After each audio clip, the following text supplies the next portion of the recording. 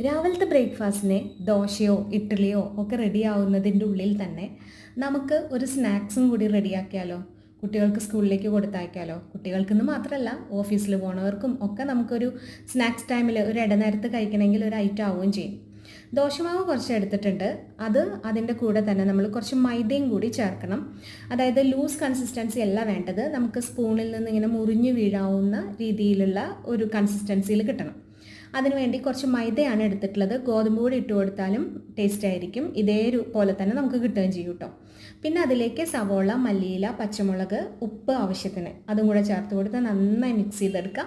എന്നിട്ട് വെളിച്ചെണ്ണയിലേക്ക് ഒരു സ്പൂൺ കോരി ഒഴിച്ചതിന് ശേഷം മറിച്ചിട്ട് കൊടുത്ത് ഒരു ബ്രൗൺ കളറാകുമ്പോൾ കോരിയെടുക്കുക.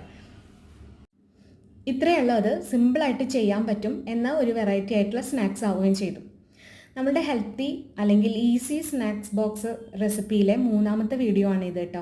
ഇതിന് മുന്നത്തെ വീഡിയോസ് വളരെ ഈസി ആയിട്ട് നമ്മൾ സ്ഥിരം ചെയ്യുന്ന ഐറ്റംസ് തന്നെയാണ്. ഇത് സ്നാക്സ് ബോക്സിൽ ഉൾപ്പെടുത്താം എന്നൊരു ഐഡിയ തന്നേ ഉള്ളൂ.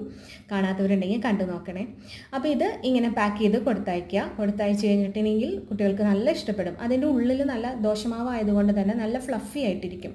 നല്ലപോലെ കണ്ടോ, സോഫ്റ്റ് ആയിട്ടിരിക്കും. അത് എത്ര സമയം കഴിഞ്ഞാലും ഹാർഡാവില്ല.